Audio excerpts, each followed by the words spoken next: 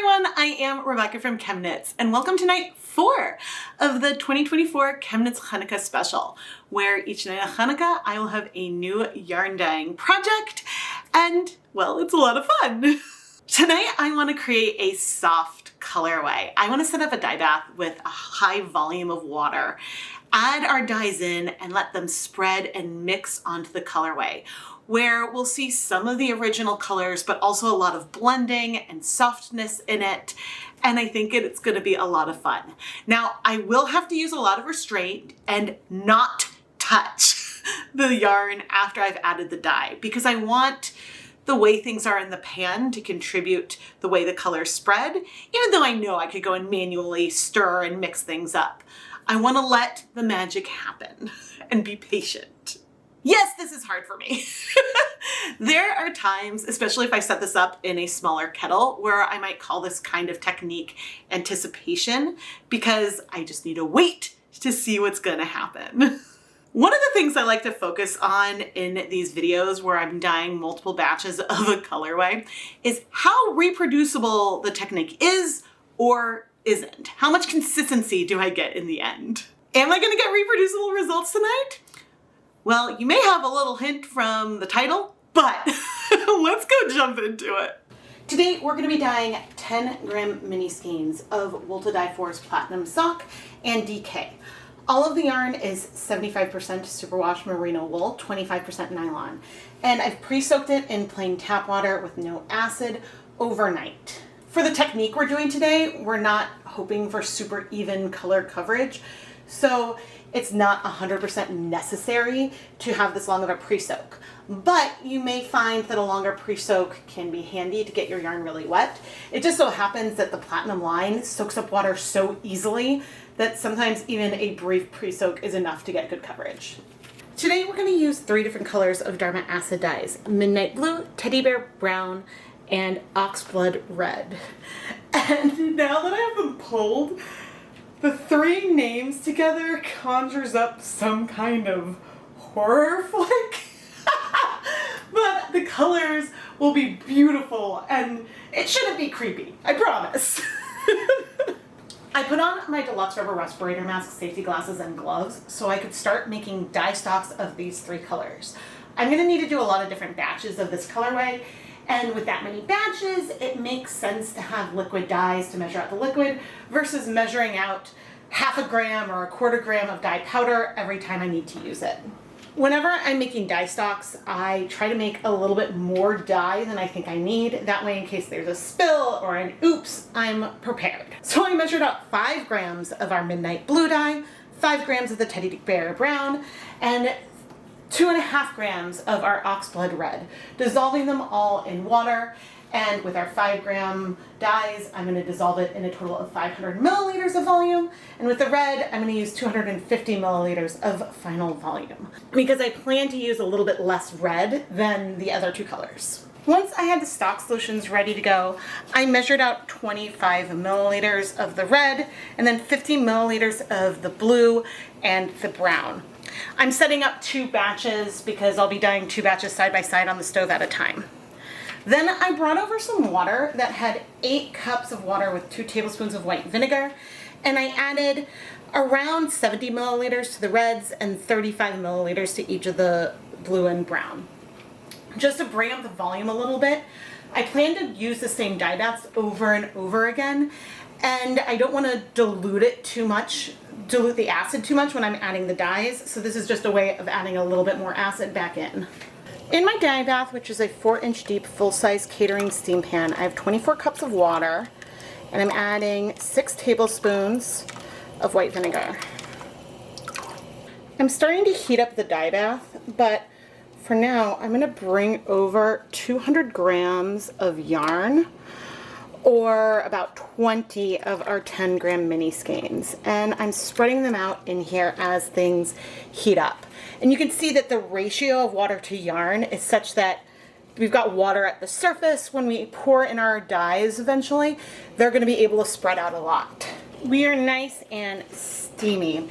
Now, I'm going to try really hard during the process to not touch the yarn. which you know isn't going to be easy for me.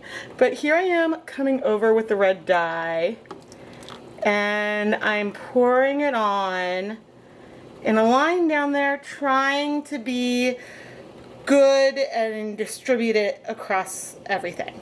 Now right now it doesn't look like things have spread very much, but we just need to wait a little bit because I don't know if you can tell, but we have some of that red seeping up right there, and I have a feeling we'll start to see some colors show up in other areas as well.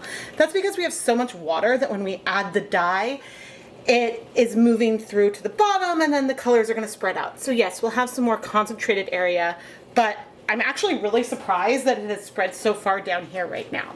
Let's go ahead and wait 5 minutes and we'll just see how much this red spreads, because I think it's spreading a lot more than I originally anticipated when I came and set this up.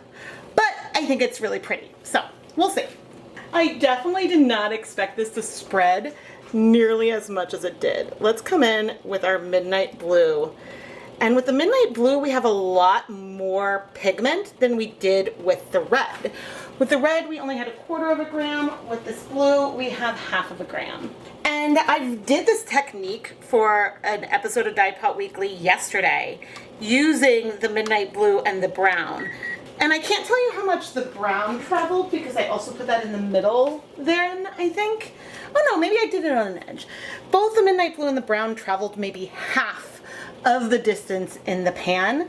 But the blue, oh, I can already see it's already going down there.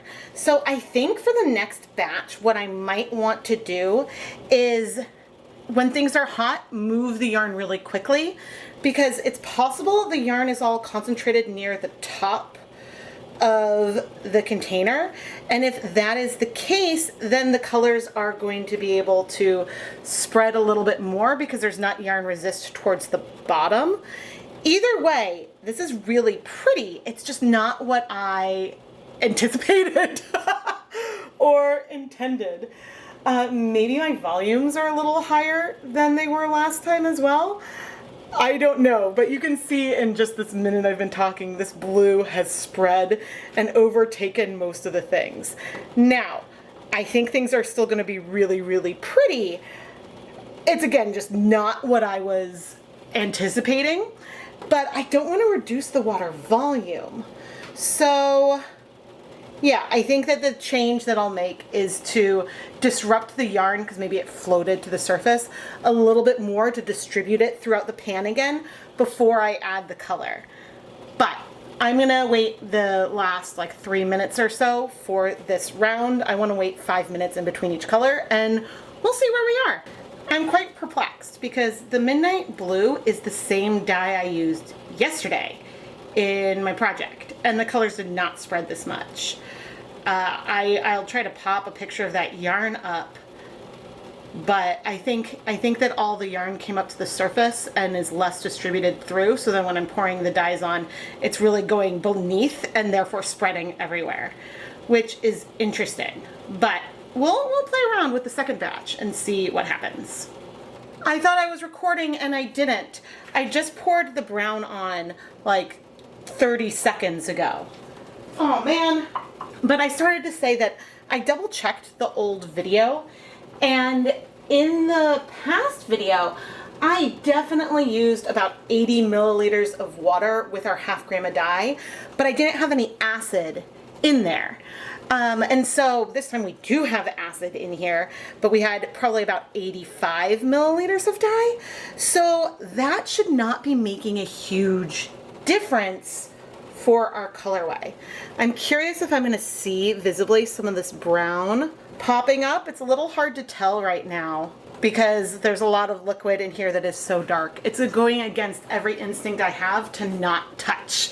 I really want to move the yarn, but I also think that this effect with the like breaking feel is really cool looking. So I'm torn. And we have no idea what the underside is going to look like either. That is going to be a real big surprise. But anyway, I think the change I'll make for the next round is to just come in with my tongs and wiggle the yarn a little bit before I add the dye to see if that makes any real difference to things. But we still have a fun colorway. It's just not the colorway I thought I was creating. And so sometimes that happens and we can tweak things, but also I think it's pretty. Am I seeing any of the brown? I mean, obviously we see it right there. I can't tell if I'm seeing it pop up and pop through at all. But anyway, I'm gonna set a timer for 25 minutes and then I'll come back, because at that point, all of our dye should be in the yarn. And there shouldn't be dye left in the liquid, in theory. As perplexed as I still am, it has been 30 minutes since I last added dye. Let's go ahead and remove our yarn. Okay, the dye bath is looking relatively clear, but let's see what the other side looks like. Ooh, I mean, it's pretty. I'm feeling mostly navy. There's some brown hints, and the pops of red are certainly nice. I mean, this is not what I thought I was going to be dyeing up today. Oh my goodness. I'm going to set all the yarn aside to cool so we can wash it, and we'll reset to do another round. This time our dye baths are already at temperature, so when I brought the yarn over and moved it, I think it's a little more distributed in the pan. However, I'm not really feeling that things are going to look that much different than they did last time, but you never know. You never know, and we have to try. Off camera, I mixed up the dyes the exact same way I did the first time, using 50 milliliters of our brown and blue, 25 milliliters of the red, and then adding about 35 milliliters of our acidic water mixture to the blue and brown, and about 70 milliliters to the red. I started with the red, waited 5 minutes, then added the blue, waited 5 minutes, and then finally the brown. And well, you can see what's happening here. I'm filming the voiceover in the future, so I don't know what's going to happen yet, but we'll just have to see. I am floored in the difference that the placement made. The colors still spread in a very similar way, and some of the pinks in the pan off camera did go all the way down, but this is nothing like the first round where the colors spread across the entire thing. And the funniest thing here is I don't think I can replicate what happened the first time. I don't think there's any way for me to do that, because I can't force the yarn to all float up to the top. That's not something that I really have control over. And it's so hard not to use it, because I think that in this pan, watching the blue spread, I think that some of it, you know, some of the yarn is now below the surface a bit, but still it's raised up. So I'm just so curious and amazed. But what's happening now is closer to what I expected, although these blues are spreading quite a lot. Okay, things are so steamy, I think it's a little hard to see the color. But this is more like what I thought we would be creating. I'm surprised the brown has so small of an impact. I mean, it's definitely there, but I think that it also is just helping things feel less purple, oddly. But I'm curious what things will look like when they're dry. And I'll do my best to keep this round right here, which has more color separation, separate from the very first round, so that way we can compare them in the end. But now I am going to reset again so we can dye another batch. And to some extent, I think we're losing some water volume, but I don't think that it's actually that bad because we're adding volume and things are still nice and floaty. So it could be possible that some of the change in spread is because, here we go, because we have less water volume, maybe a little bit. But again, I think it's a little bit. I don't think that that's a major difference. So yeah, I don't think we can say too much there. Now off camera, I do plan to, with one of the last batches, dye some full skeins of yarn, some 100 gram skeins of yarn in this colorway. And so you should check out the ChemKnits Creations Etsy shop because there may be full skeins available from the various nights of Chanukah. And if I observe things behaving any differently, of course, I'll come and pop back in. This is our last batch, and things are really steamy, but we have a set of minis here and full skeins there. And we got a lot of coverage on the minis. There's some white left behind on the full skein, which is okay, but this pan back here has 2 full skeins, and from what I can see, there's a lot less spread, a lot less coverage. Go figure. I don't know. I even like when I added the brown, tried to move things a little bit. I don't know what the other side looks like, but I think that this is just an example of how things like, I mean, maybe the water level in here is looking a little bit lower, so maybe we had a lot of evaporation, but I did add at least 4 more cups of water into each pan over the course of doing all the batches. But it goes to show that with some techniques, you can try your best and the results are gonna vary a lot. I can't wait to show you all the yarn. I already turned off the heat to maybe make it a little less steamy. This is the pan with 2 full skeins. And I am so curious. I mean, we got some spread, but nothing like the other colors. I think the water level decreased, and something about the skeins, like they fluff out more, and so we got less spread than what I saw on the minis. Wild. Because even with a comparison to the other pan that I have right here and this side by side,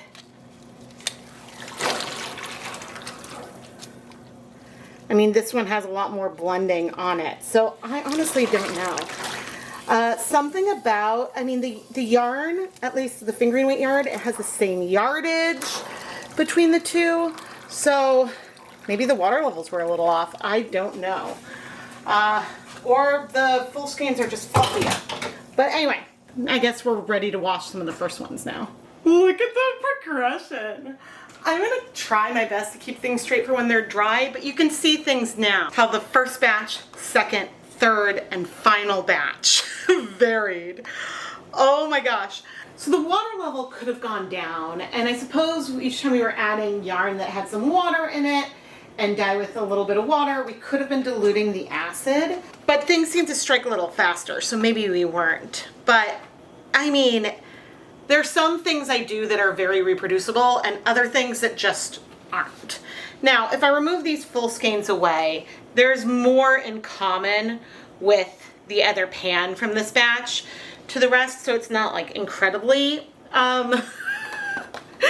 it's not incredibly dramatic, but I really was adding the exact same amount of dye in approximately the same place with the same volume, and so I think that I should have marked on the pan or paid closer attention on the pan to where 24 cups was present there versus then I would know if the volume really did go down.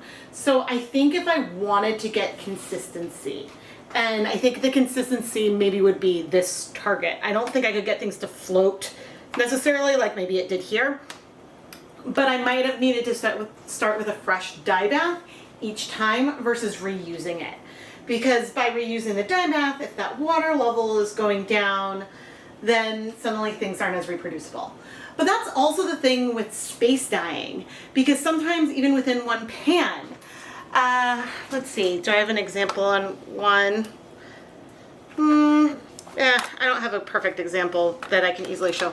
But sometimes even within one pan, the red dye might travel more down one side of the pan than the other. It's just based on how it's placed.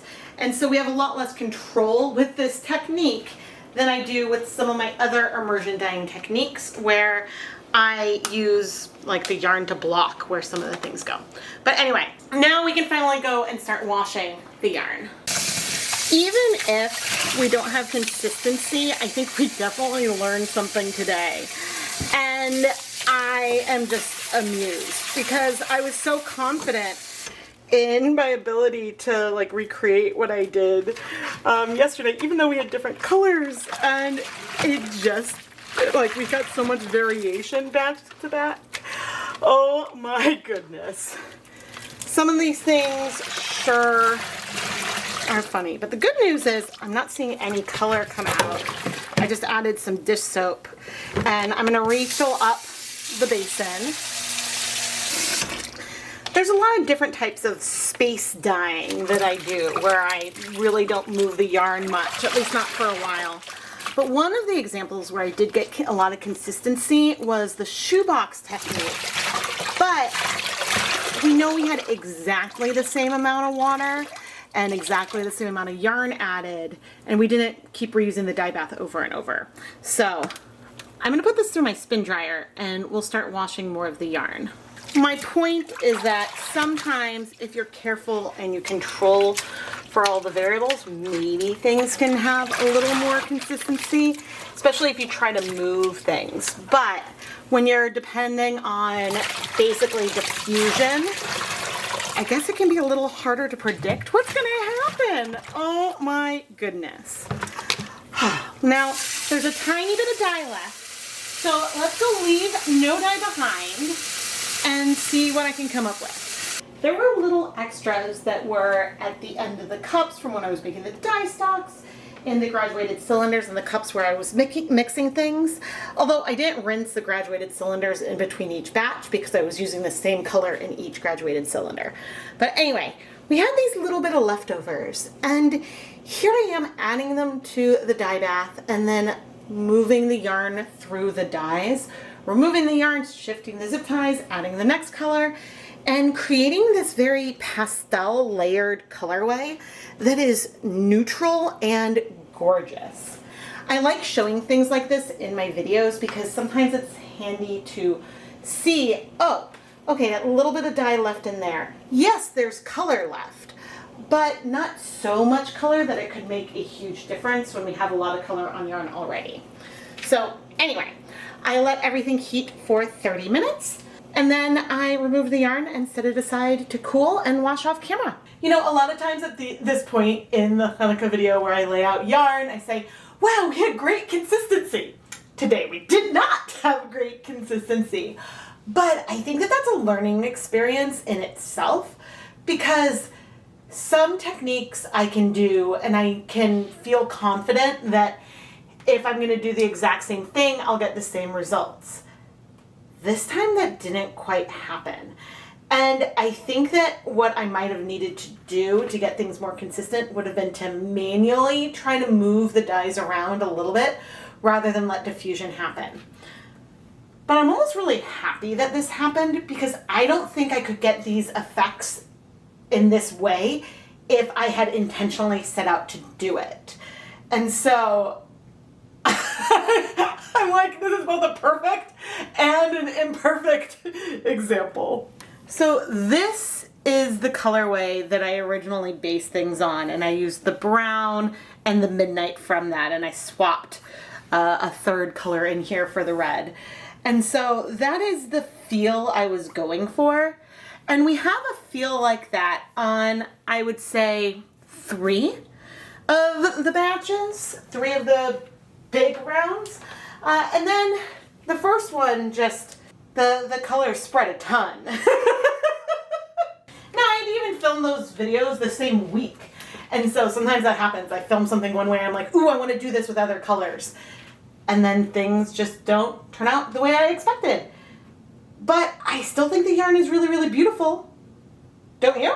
Here I've just twisted up those batches that I showed before. And I don't know that this is the order progression that they happened in, but even twisted, you can see a bit of the difference.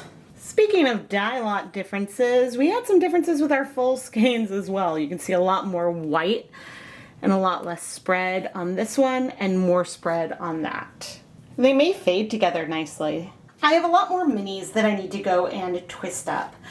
But I did want to add that for all that there was a big difference between each batches, within each stage of 4 skeins I was dyeing, I suppose with the exception of the full skeins, but there was consistency in some of those batches. And so we saw similar spreads in both pans at the same time. So that's something else to think about. Finally, however, We have our yarn mops from today. These are some subtle pastel, very neutral colorways, but there is still variation, which I think might pop a little bit more once I twist them. I'm not sure if the really soft variation in here is showing up on camera, but it shifts from like a dusty rose to more of a dusty blue, and it is so pretty. Oh my goodness. But anyway, now I have to go twist everything. Consistency. Tonight things weren't consistent, but it's pretty remarkable given that I had the exact same amount of dye and dye volume that I was adding each time. I actually set up a reel that I'll share on Instagram showing two of the batches side by side, and from the moment I pour on the dye, you can really see a difference between the two. And one big difference is in that first one, the yarn was up at the surface. In the second one, it was more distributed through. So when I poured on the dye, it was able to move more right away. Whereas in the first one, I really think that when I poured it on, the dye went through the yarn and beneath it. And so that's why it spread all over. I do occasionally share short form content here on YouTube, but I try to do that when I think that either it's going to answer a frequently asked question or when I think that it adds something that I didn't focus on in the video itself, and so it's like a good follow-up. In the editing process, there's another big observation that I have tonight. And this is not the first time I've observed the Knit Pick Stroll absorbing color differently from the Platinum sock and DK mini skeins. And I will say that the yarns for the sock have the same fiber content, the same yardage, so the surface area of the yarn should be the same, but the mills are clearly different and the sourcing of the merino is different. And the skein length is different, but I don't think that that's what's making a difference. I consistently am observing, and this might be the first time this Chanukah so far, and I'll make notes in upcoming videos if it hasn't shown up already, but the Stroll seems to be absorbing dye faster than the Platinums. And this is really interesting to me. I think that, I don't know if I've observed something like this before this Chanukah, where I've had multiple situations with things in the same pan, and I'm like, it seems like the Stroll is having more color.